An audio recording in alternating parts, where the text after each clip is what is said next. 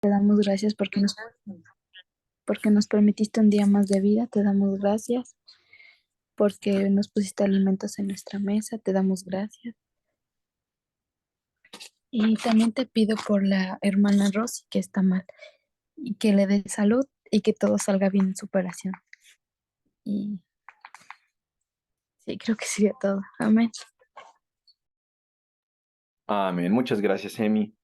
Pues esperemos que se mejore pronto, Rosy, que todo salga bien en la cirugía, varones de Dios. Hoy, Sí, solamente gracias. por... Gracias.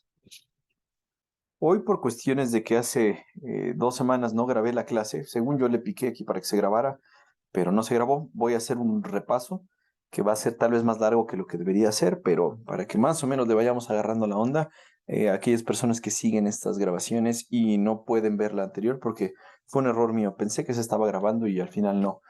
Entonces, el tema que ahorita Pablo está abordando es el ministro competente. Con respecto a la pregunta que hace en el capítulo 2, al final, dice, ¿quién es capaz? ¿Quién puede compartir el ministerio de una manera correcta? ¿Quién puede llevar el evangelio? Nosotros no podemos por nuestras propias fuerzas. Pablo les dice, todo depende de lo que Dios hace a través de nosotros por su espíritu y pues eso va dado en el nuevo pacto.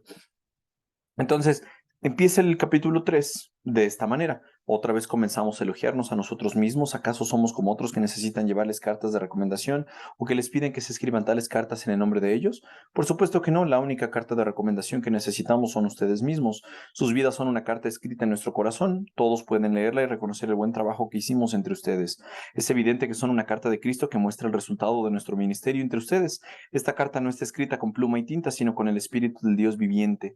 No está tallada en tablas de piedra, sino en corazones humanos. Estamos seguros de todo esto debido a la gran confianza que tenemos en Dios por medio de Cristo. No es que pensemos que estamos capacitados para hacer algo por nuestra propia cuenta. Nuestra aptitud proviene de Dios. Pablo entonces los dirige a los corintios y les dice, todo esto no depende de nosotros, sino que Dios mismo nos ha dado la capacidad de poder ministrar en este servicio. Versículo 6 dice, Él nos capacitó para que seamos ministros de su nuevo pacto. Este no es un pacto de leyes escritas, sino del Espíritu. El antiguo pacto escrito termina en muerte, pero de acuerdo con el nuevo pacto, el Espíritu da vida. Aquí es donde nos quedamos hace 2 semanas, la clase pasada, en la cual Pablo les estaba diciendo la diferencia ahora del nuevo pacto que estamos mencionando y del pacto antiguo. Está hablando obviamente del pacto de Moisés, en el pacto de la ley, y esto lo tomamos nosotros como parte de un paréntesis para hablar de los diferentes pactos que existen en las Escrituras.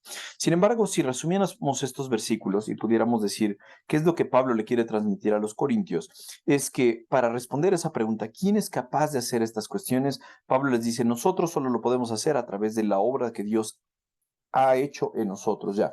Por lo tanto, un ministro competente, un ministro que puede llevar a cabo el ministerio, alguien que puede programar el evangelio, entonces tiene estas características. Una reputación establecida de piedad. La gente sabía que Pablo era un buen ministro, la gente sabía que Pablo había desempeñado bien su trabajo y pues las personas no necesitaban una carta de recomendación, sino solamente el testimonio o la reputación de él mismo.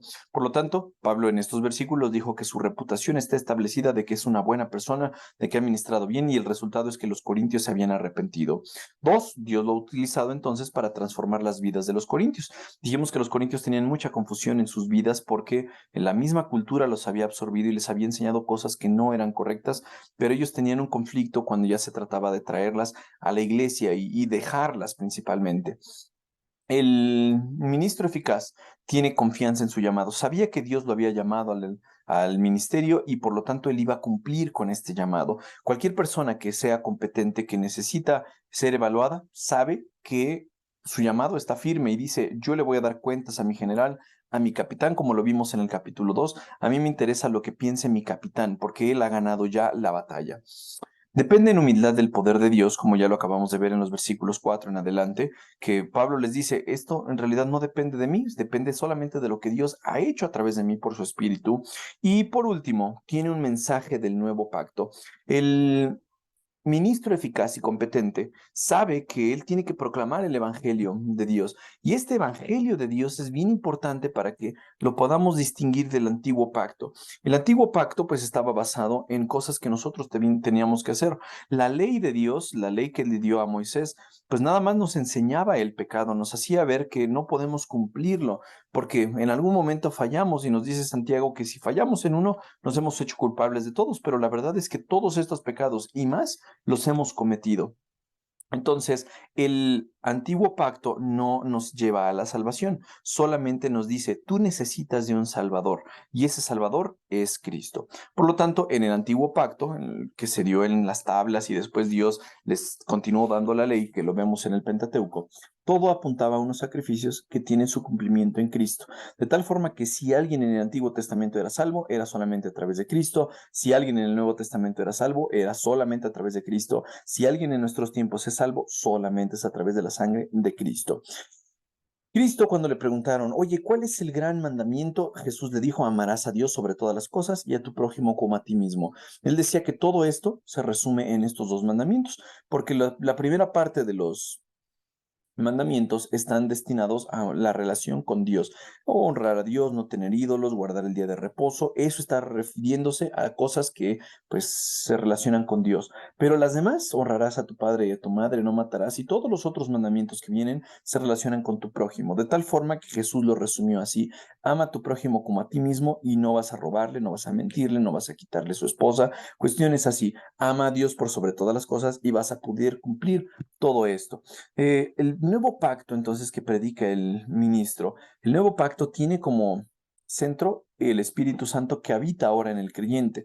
Y pues Pablo ya les había dicho, yo estoy confiado en que mi Salvador, mi capitán, ha ganado esto y esto me da gozo para poder proclamarlo, pero ahora yo también tengo el Espíritu Santo dentro de mí y eso me permite ministrar como debe de ser.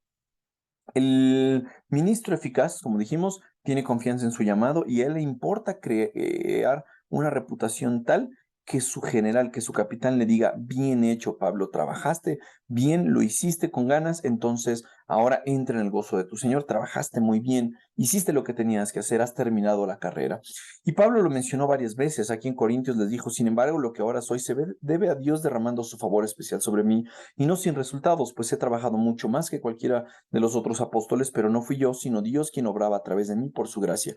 Aquí mencionamos algo bien importante que va a tener relevancia cuando hablamos del nuevo pacto.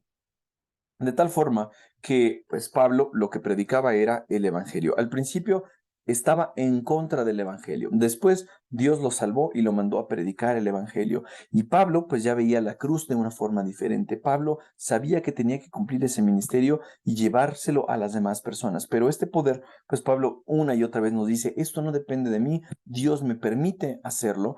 Y pues Pablo les dice, por esto mismo me deleito en mis debilidades, porque no soy yo el que puede trabajar sino el Espíritu a través de mí, y en los insultos y en las privaciones y persecuciones y dificultades que sufro por Cristo, pues cuando soy débil, entonces soy fuerte. Cuando soy débil, empiezo a confiar en el Espíritu Santo de este nuevo pacto y por lo tanto yo puedo hacer las cuestiones como si yo fuera fuerte.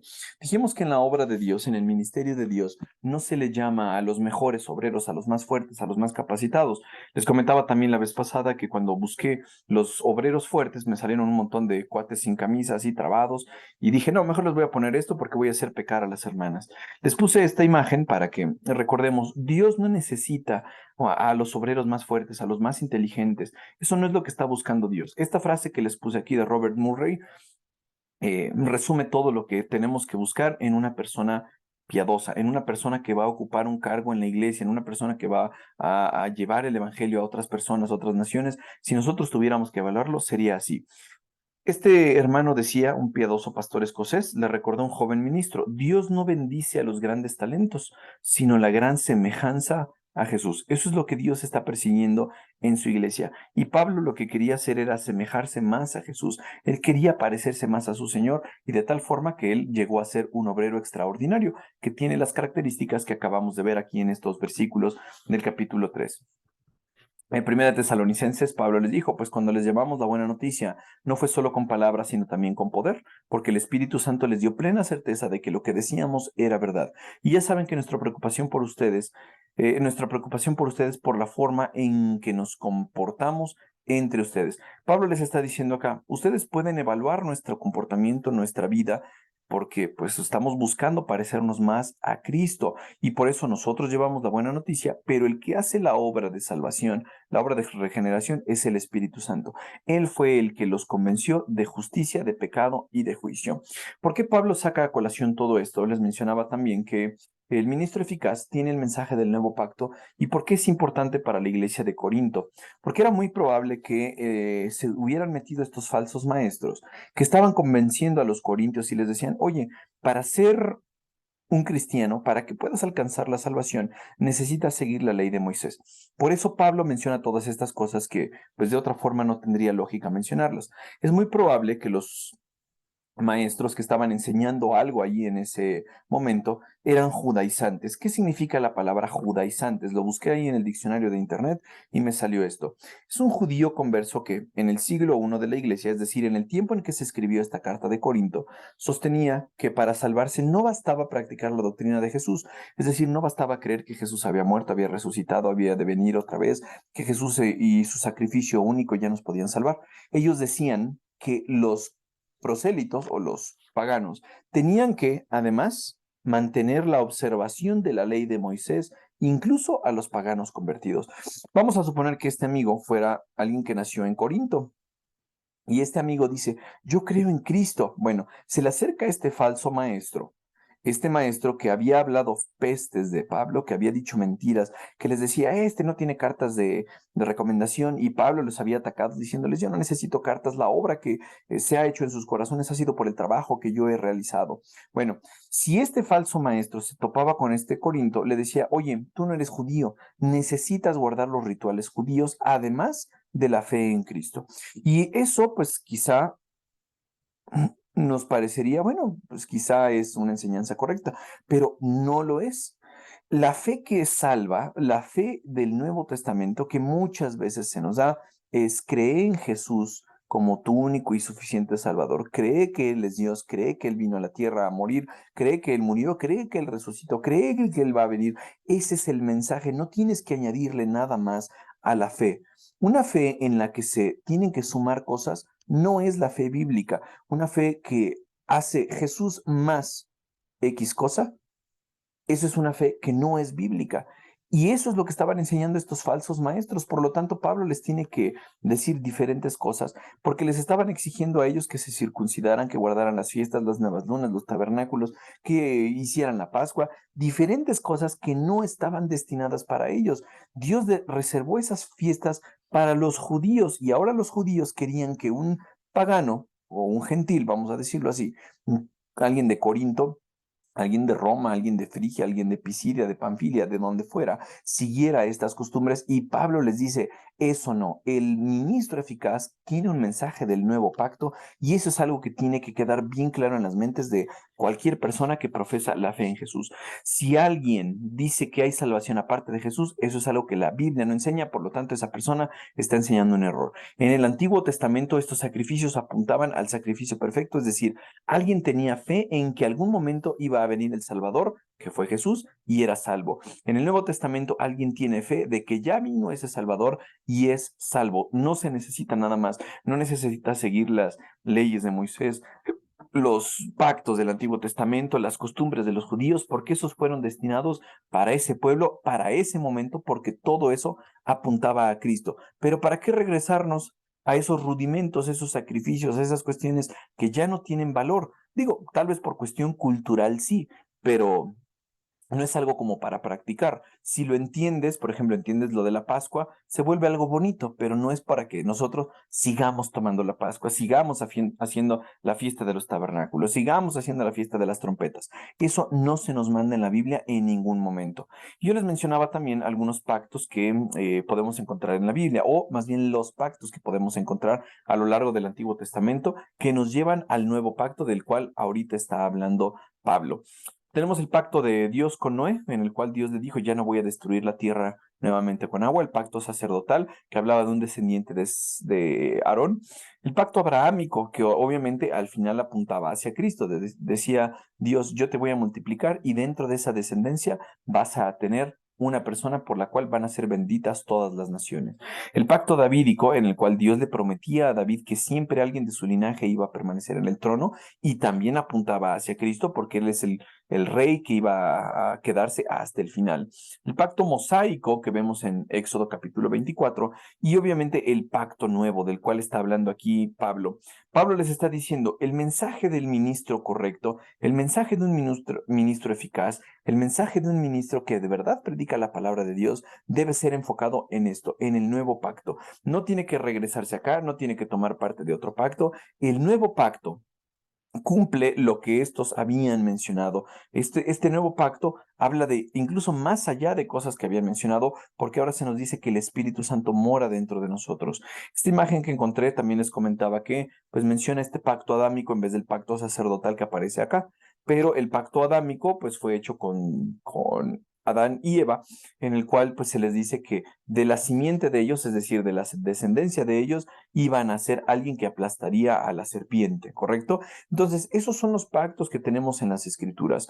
Pero este pacto nuevo está basado en la gracia. El pacto de gracia o nuevo pacto desde el Antiguo Testamento estaba anunciado. Y este pacto no tiene como requisito el que tú cumplas con ciertos rituales. Y esto queda muy claro en Lucas 18, cuando alguien se da cuenta de su pecado, el pecado que le muestra el pacto mosaico, que te dice, mira, esto es lo que debes hacer, pero no lo has hecho, entonces necesitas un salvador. Te das cuenta de tu incompetencia como humano, te das cuenta de tu necesidad de que alguien te ayude y eso te guía hacia Dios. Por lo tanto, en este amigo que está delante de Dios dijo esto en Lucas 18. En cambio, el cobrador de impuestos se quedó a la distancia y ni siquiera se atrevía a levantar la mirada al cielo mientras oraba, sino que se golpeó su pecho en señal de dolor. Noten todo lo que le dolía a este pagano cobrador de impuestos. Era una de las personas que veían peor ahí en ese tiempo y tenía dolor en su corazón y decía, oh Dios, ten compasión de mí porque soy un pecador.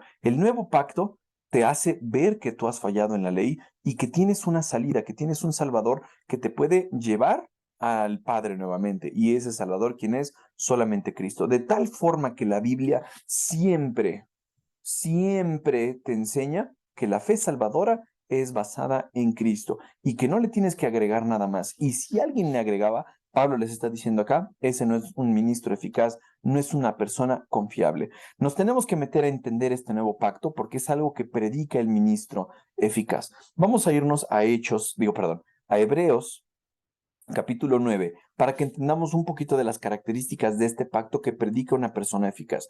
¿Por qué tenemos que abordar todo esto? Porque recordemos, Pablo está escribiendo el capítulo 3 para refutar las mentiras de esos maestros falsos que decían, ay, Pablo no tiene el mensaje correcto, Pablo no es un apóstol, Pablo no es un ministro, Pablo no tiene cartas de recomendación y Pablo les dice, espérense tantito, mis amigos, yo les puedo demostrar porque he sido una persona piadosa, porque he tenido resultados entre ustedes, porque predico la palabra de Dios, porque siempre predico la verdad y porque predico el nuevo pacto de que mi mensaje es correcto, de que estoy cumpliendo a ese llamado que Dios me dio.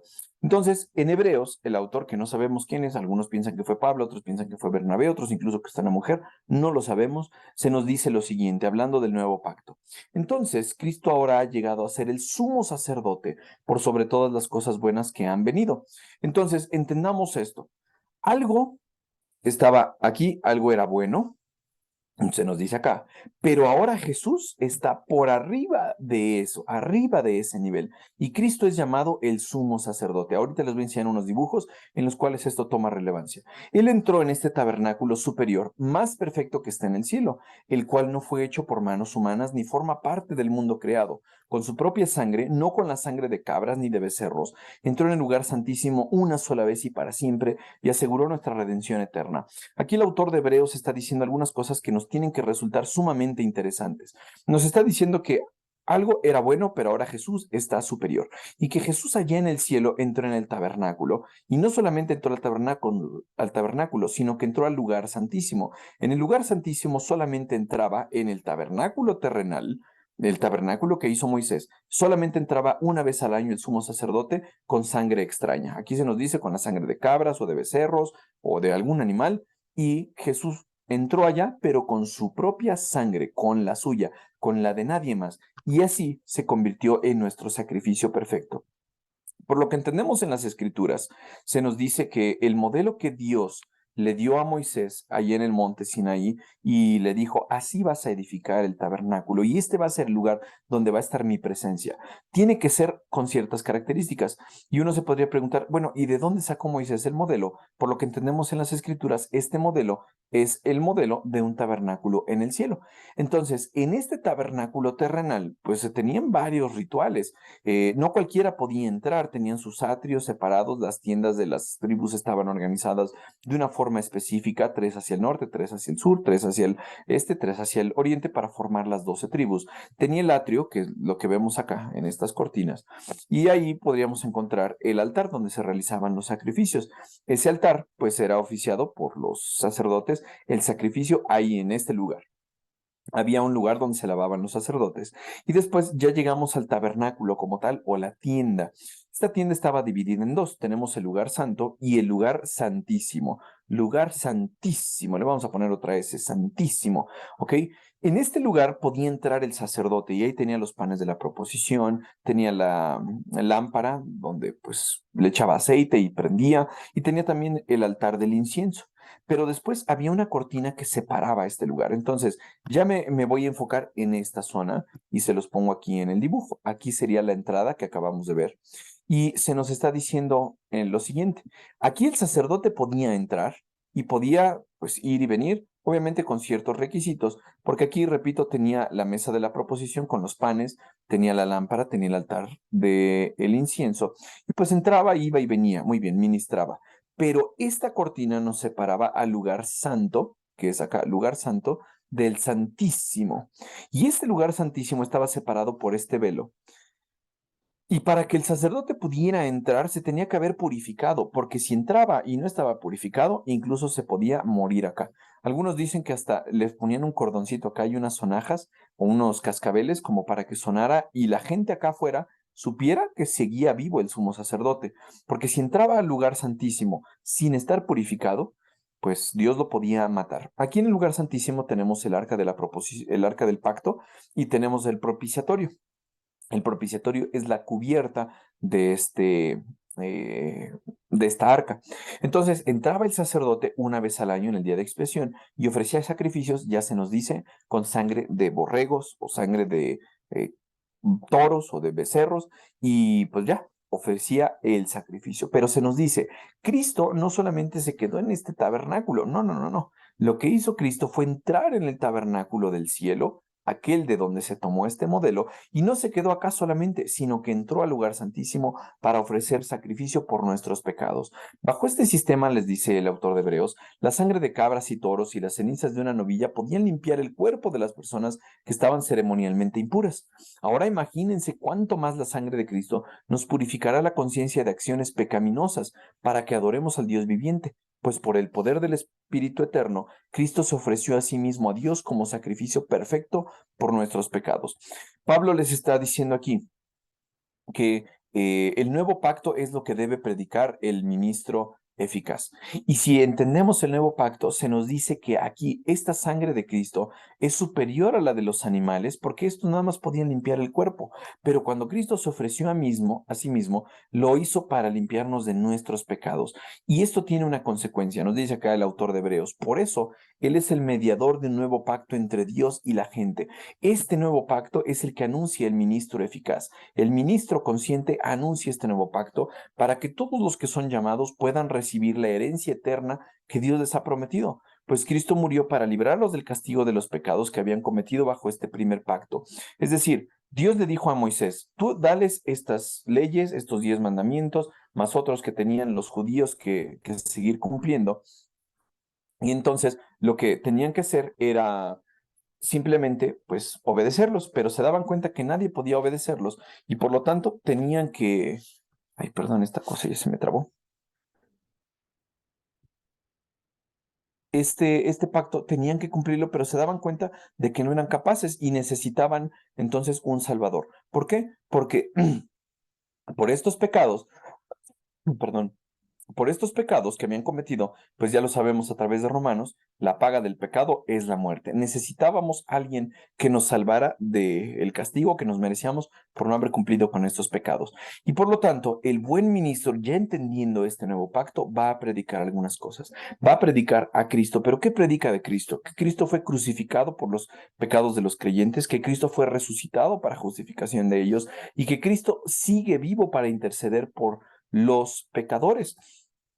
De tal forma que el buen ministro, el ministro de Segunda de Corintios capítulo 3, va a predicar, pero no va a mezclar las cosas, no les va a decir, bueno, ¿sabes qué? A esto le tienes que mezclar las prácticas de los judaizantes, de esos falsos maestros que estaban ahí en la iglesia metiendo puras ideas raras. Les está diciendo, esto es lo único que tiene que predicar ese ministro eficaz. Y si nosotros en algún momento, repito, hemos de evaluar a alguien como una persona capaz de guiar una iglesia, de estar en el liderazgo, de llevar el evangelio a otras personas, tenemos que saber que esa persona va a predicar esto y no le va a sumar nada más. No va a decir y aparte esto. ¿Por qué? Porque la entrada al reino de Dios solamente se obtiene por la fe y en Cristo. Charles Riley nos dice en su Biblia de estudio que las referencias en el Nuevo Testamento de que solamente es por la fe son en número de 150. Hay 150 referencias en el Nuevo Testamento de que la salvación solo es por la fe.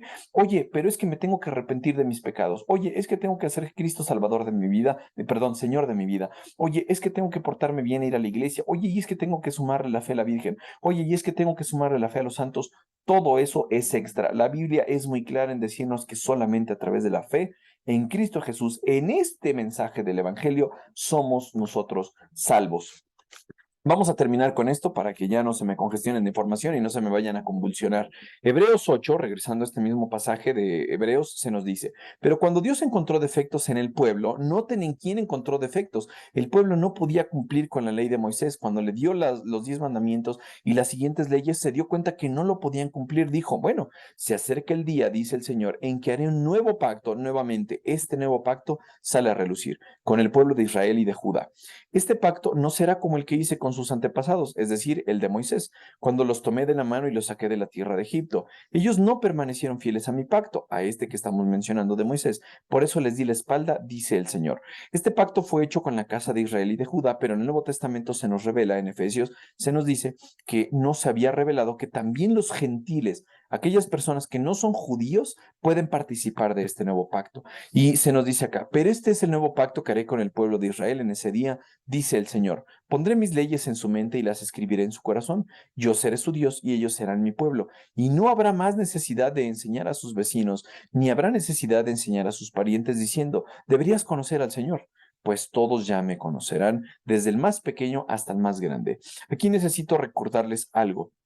Dios hizo el pacto con el pueblo de Israel y en algún momento todos los israelitas, cada uno, uno por uno, por uno, por uno, por uno, van a creer en Jesús porque van a decir, Él es el que estuvimos esperando. No, no quiere decir que Dios va a salvar a todo Israel de, bueno, este sí creyó, este sí creyó, este sí creyó, pero este no. Bueno, como eres israelita, lo voy a salvar. No, porque el mensaje del Evangelio es muy claro. Toda la persona que se salva es a través de la fe y en algún momento todo Israel va a creer en eso. Pero aquí se añade a los gentiles, a las personas que no somos judíos, y se nos mete a través de la gracia de Dios que ha sido derramada y que nosotros obtenemos a través de la fe en el Señor Jesucristo. Nos dice algo, a través de esa fe perdonaré sus maldades y nunca más me acordaré de sus pecados. Si nosotros pedimos y pedimos y pedimos perdón, Dios nos va a decir, oye, ¿de qué me estás pidiendo perdón? Yo ya no me acordaré de tus pecados. Cuando Dios habla de un nuevo pacto, noten ustedes esto, quiere decir que ha hecho obsoleto el primero, el cual ha caducado y pronto desaparecerá. No hay ningún sentido en seguir la ley de Moisés, no hay ningún sentido en seguir las prácticas de los judíos como lo estaban enseñando estos falsos maestros. Pablo les está diciendo, no se dejen llevar por estas falsas enseñanzas porque no es necesario. El nuevo pacto tiene esta base. Solamente es a través de la gracia que Dios nos ha dado al mandar a su Hijo Jesús a morir por nosotros y nos apropiamos de este nuevo pacto a través de la fe que Dios nos permite tener en Jesús. Para terminar, entonces, mencionamos lo que dice Gálatas 3:10. Sin embargo, los que dependen de la ley para hacerse justos ante Dios están bajo la maldición de Dios porque nadie puede cumplir esa ley. Dice, porque las escrituras dicen, maldito es todo el que no cumple ni obedece cada uno de los mandamientos que están escritos en el libro de la ley de Dios. Nadie puede entonces obtener la salvación por buenas obras, porque todos fallamos en cumplir lo que Dios les dijo, obviamente, en la ley de Moisés. Entonces, si obtenemos la salvación, solamente es a través de Cristo. En los versículos que siguen, versículos 6 en adelante, Pablo va a hablar más cosas del nuevo pacto. Pablo nos va a decir que da vida, es permanente y produce justicia. Esa es la primera parte. La segunda parte trae esperanza, es claro, cristocéntrico, el espíritu lo vigoriza y es transformador. Si Dios nos permite, en la siguiente clase vamos a hablar más de este nuevo pacto porque necesitamos entenderlo para que no nos metan ideas marihuanas y después nos las creamos. ¿Hay dudas hasta aquí, chicos y chicas?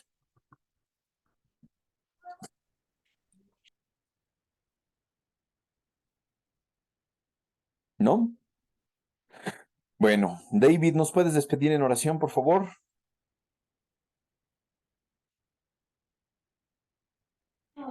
Sí, primazo.